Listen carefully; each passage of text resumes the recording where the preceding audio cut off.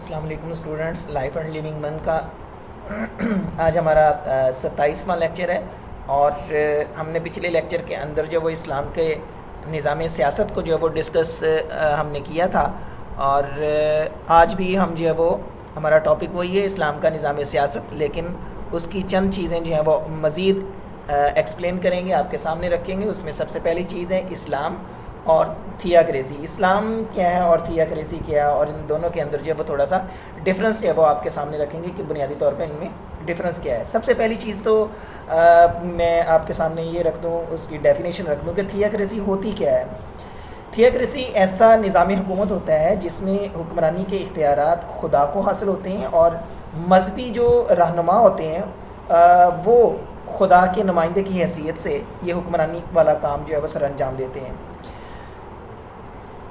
ایک ڈیفینیشن اس کی یہ بھی ہے کہ حکومت کی ایک ایسی قسم جس میں اقتدار اعلیٰ کا مرکز خدا یا خداؤں یا کسی اور کتابی قوت کو سمجھا جائے، اور حقیقی حکمران پادری یا مذہبی پروہت ہوں، اور قوانین کو احکام خداوندی سمجھا جائے۔ تاریخی حیثیت سے اس کی ایگزامپلس جو ہیں وہ یہودیوں، عیسائیوں اور برہمنوں وغیرہ کے اندر جو ہے وہ خاص طور پہ ملتی ہیں، لیکن اسلامی ریاست خدا کی حاکمیت اعلیٰ پر مبنی ہے، لیکن یہ تھیاکریسی سے بنیادی طور پر مختلف ہے۔ لیکن ان کی اختلاف کی بہت ساری وجوہات ہیں، جن میں سے چند میں یہاں پہ ذکر کر دیتا ہوں۔ پہلی تو یہ کہ تھیاکریسی میں حاکمیت کے عملی اختیارات ایک مخصوص مذہبی طبقے کے ہاتھوں میں ہوتے ہیں، جو سیاہ و سفید کے مالک ہوتے ہیں، جس کی رائے قانون ہوتی ہے، جس پر کوئی تنقید نہیں کر سکتا، جو خدا کے نام پر سارے اختیارات بلا روک ٹوک استعمال کرتا ہے، اور کسی کے سامنے وہ جواب دہ نہیں ہوتا۔ جبکہ اسلام کے اندر آپ دیکھیں کہ ایسے کسی مستقل طبقے کا کوئی وجود نہیں ہے۔ بندے اور خدا کے تعلق کو استوار کرنے کے لیے یہاں پروہتوں کے کسی واسطہ اور ذریعہ کی ضرورت نہیں ہے۔ اسلام کی تعلیمات نہ صرف ہر مسلمان کے لیے کھلی ہوئی کتاب کی طرح ہیں، بلکہ ان سے واقفیت ہر مسلمان کا فرض بھی ہے۔ دوسری چیز ہے کہ اسلامی تاریخ میں ہمیں کبھی اس قسم کی پاپائیت جو ہے وہ نظر نہیں آتی، جیسی یورپ یا ہندوستان، جاپان اور تبت میں ملتی ہے۔ ہمارے یہاں علماء حق کا پرچم بلند کرنے والے اور آزادی کے محافظ کی حیثیت سے نظر آتے ہیں۔ اور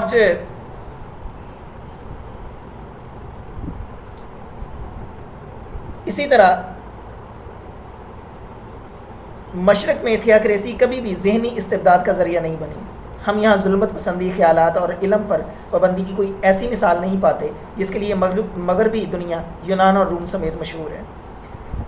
تیسری وجہ یہ ہے کہ دوسرے مذاہب اور تہذیبوں میں تھیاکریسی میں نام تو خدا کا استعمال ہوتا ہے، لیکن چونکہ ان کے پاس زندگی کے تمام مسائل کے لیے کوئی واضح الہامی ہدایت موجود نہیں ہوتی تھی، اس لیے پادریوں اور پروہتوں نے خدا کے نام پر اپنی رائے پیش کی، اور خدا کے بجائے اپنا قانون چلایا جو ان تمام کمزوریوں اور خامیوں سے بھرپور ہوتا تھا، جس سے انسانی قانون خصوصیت سے جب وہ ایک طبقے کے مفاد کا محافظ بھی ہوا کرتا ہے، اسی لیے مذہبی طبقے کو تنقید سے برتر قرار دیا گیا تاکہ اس کی ہر بات جو ہے وہ کوئی سوال اٹھائے بغیر فوراً مان لی جائے، خواہ وہ غلط ہو یا صحیح ہو۔ جبکہ اسلام کا جو پولیٹیکل سسٹم ہے وہ اس سے بالکل ڈیفرنٹ ہے۔ یہاں واضح الہامی ہدایات بھی موجود ہیں، اپنی اصلی شکل میں موجود ہیں اور محفوظ بھی ہیں، جس میں ایک نقطہ کی بھی تبدیلی نہ ہوئی ہے اور نہ کی جا سکتی ہے۔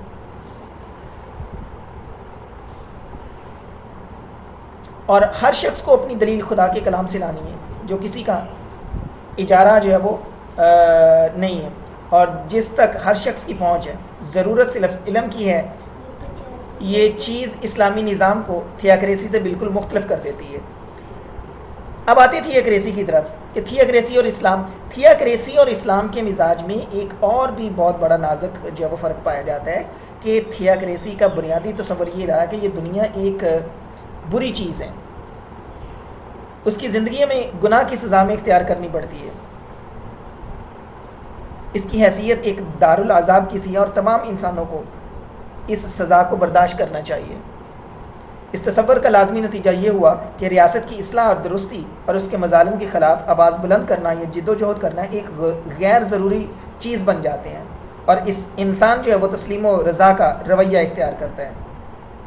اسلام کا نقطہ نظر مختلف ہے۔ انسان خدا کا خلیفہ بنایا گیا ہے، زندگی کی نعمتیں اس کے لیے فراہم کی گئی ہیں، اور ریاست کا مقصد زندگی کو نیکیوں اور اچھائیوں سے بھرنا اور فلاحی معاشرہ قائم کرنا ہے۔ ضرورت صرف علم کی ہے، اس طرح جو نفسیاتی رویہ یہاں پیدا ہوتا ہے وہ تھیوکریسی کے بالکل الٹ ہے. تو یوں ہم یہ کہہ سکتے ہیں کہ اسلام کا نظام تھیوکریسی سے بالکل مختلف ہے، اور ہماری بحث اس نتیجے پر ہمیں لاتی ہے کہ اسلامی ریاست اپنا ایک مخصوص مزاج رکھتی ہے اور وہ ایک اصولی، مقصدی اور نظریاتی ریاست ہے. دوسرا، شورائی اور جمہوری ریاست کیا ہوتی ہے؟ اسلامی ریاست کی دوسری خصوصی یہ ہے کہ وہ ایک شورائی اور جمہوری ریاست ہوتی ہے. اس میں تمام انسان برابر ہوتے ہیں، رنگ، نسل، نسب، زبان، کسی کے اوپر کوئی برتری حاصل نہیں ہوتی. انسان کا ایک ہونا اور انسانی مساوات اس کے بنیادی اصول ہوتے ہیں، اور قیادت کی ذمہ داری ان لوگوں کو حاصل ہوتی ہے جن پر پوری قوم کو اعتماد ہو، اور نظام حکومت کو وہ عوام کی مرضی کے مطابق چلاتے ہیں. تمام شہریوں کے بنیادی حقوق اور ان کی رسپانسبلٹیز طے شدہ ہوتی ہیں. حکومت اللہ اور اس کے رسول کی طرف سے ان حقوق کی ادائیگی کی رسپانسبل ہوتی ہے اور ان میں کوئی انٹرفیرنس نہیں کر سکتی. انسانی مساوات کے حوالے سے اللہ تعالیٰ فرماتے ہیں خالقکم من نفس واحدۃ وخلق منها زوجها وبث منهما رجالا کثیرا ونساء، کہ خدا نے تم کو ایک جان سے پیدا کیا اور اس سے اس کا جوڑ پیدا کیا اور دونوں سے بہت سے مردوں اور عورتوں کو دنیا میں پھیلا دیا. اسی طرح دوسری جگہ پر اللہ فرماتے ہیں یا ایھا الناس انا خلقناکم من ذکر و انثی وجعلناکم شعوبا وقبائل لتعارفوا ان اکرمکم عند اللہ اتقاکم، کہ تم کو ایک مرد اور عورت سے پیدا کیا اور تمہارے گروہ اور قبیلے بنا دیے تاکہ تم آپس میں ایک دوسرے کا انٹروڈکشن کر سکو، لیکن در حقیقت معزز تو تم میں سے وہی ہے جو زیادہ متقی ہے اور پرہیزگار ہے. تو قانون کی نگاہ میں سب برابر ہیں، حاکم اور محکوم، خواص اور عوام میں اسلام کوئی فرق نہیں کرتا، قانون سب کے لیے ایک ہی ہے. تو اس کی ایگزامپل ایک نبی علیہ السلام کی حدیث سے ملتی ہے کہ فاطمہ نامی ایک چور عورت جو تھی وہ نبی علیہ السلام کے پاس لائے گی تو آپ نے ہاتھ کاٹنے کا حکم دیا، تو اس کی سفارش کی گئی آپ علیہ السلام سے، تو آپ نے فرمایا کہ اگر اس کی جگہ محمد کی بیٹی فاطمہ بھی ہوتی تو میں اس کا بھی ہاتھ کاٹ دیتا. تو اس سے معلوم ہوتا ہے کہ اسلام کس حد تک جو وہ مساوات کو جو وہ اپناتا ہے اور مساوات کا جو وہ درس دیتا ہے. اچھا، دوسری چیز ہے شورا. شورا کیا ہوتی ہے؟ شورا جو ہے، شورا مشورہ کرنے سے ہے کہ امور سلطنت کو خدا اور اس کے رسول کے احکام کے مطابق مسلمانوں کے مشورے کی روشنی میں طے کیا جائے. نبی علیہ السلام کا فرمان ہے وشاورہم فی الامر، کہ ان سے معاملات میں مشورہ کرو. حضرت ابو ہریرہ سے بھی روایت ہے کہ میں نے نبی علیہ السلام سے بڑھ کر کسی کو اپنے اصحاب سے مشورہ کرنے والا نہیں دیکھا. اسی طرح سے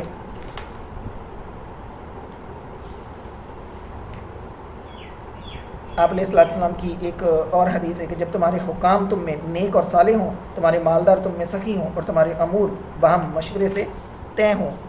اس لیے علماء قانون نے یہ کہا ہے کہ شورا اسلامی نظام کی روح اور اس کا ایک لازمی جز ہے. تیسری چیز آ جاتی ہے اس میں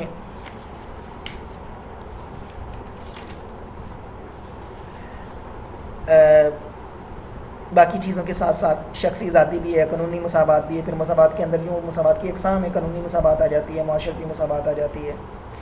یہ ساری چیزیں جو ہیں وہ اس کے اندر موجود ہیں. پھر شورائی اور جمہوری ریاست کی ایک بحث کا پہلو یہ بھی ہے کہ اسلام کا سیاسی نظام اشتراکی آمریت اور مغربی طرز کی جمہوریت دونوں سے مختلف ہے. اشتراکیت مذہب کی نفی پر مبنی ہے اور اسلامی ریاست خدا کے قانون کی تابع اور اسے قائم کرنے والی ہے. اشتراکیت فرد کی مستقل اور جداگانہ شخصیت کو نہیں مانتی اور اسے طبقے سے ملا دیتی ہے اور ریاست کو ایک طبقے کا اعلی کار بنا دیتی ہے. اسلام ان میں سے کسی چیز کو بھی درست نہیں مانتا ہے، وہ فرد کی بنیاد کو مانتا ہے اور اس کی شخصیت کو مضبوط کرنے اور ترقی دینے کے مواقع فراہم کرتا ہے. دوسری چیز ہے کہ اشتراکیت کا جو سسٹم ہوتا ہے وہ آمرانہ ہوتا ہے، جبکہ اسلام کا نظام شورائی ہے، یعنی باہمی مشورے پر مبنی ہے. اس میں تمام معاملات لوگوں کی مشاورت سے طے ہوتے ہیں اور ان پر اوپر سے تھوپے نہیں جاتے. پھر ایک فرق یہ بھی ہے کہ اشتراکیت ریاست کے اختیارات کو غیر محدود کر دیتی ہے اور شخصی اور سیاسی آزادی کی کوئی حقیقی ضمانت نہیں دیتی، جبکہ اسلام ریاست کے اختیارات کو ایک خاص دائرے میں محدود کرتا ہے اور اللہ کی نافرمانی میں حکمرانوں کی اطاعت یا حقوق انسانی کے شرعی حق کے بغیر ختم کیے جانے کے امکان کو ختم کر دیتا ہے.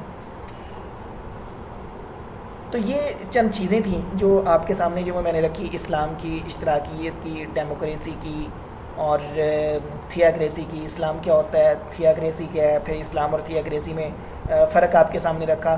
پھر جو ہے وہ اسلام میں جو ہے وہ شورائی سسٹم ہے، یعنی مشاورت کے اوپر مبنی سسٹم ہے، مشورہ کرنا سنت بھی ہے. پھر اس میں جو ہے وہ ریاست میں ڈیموکریسی جو وہ کس طرح کی ہوتی ہے، اسلام کس طرح کی ڈیموکریسی کا درس دیتا ہے. وہ ساری چیزیں جو آپ کے سامنے رکھی. آج کے لیے اسٹوڈنٹس اتنا ہی، اجازت دیجیے. اللہ حافظ.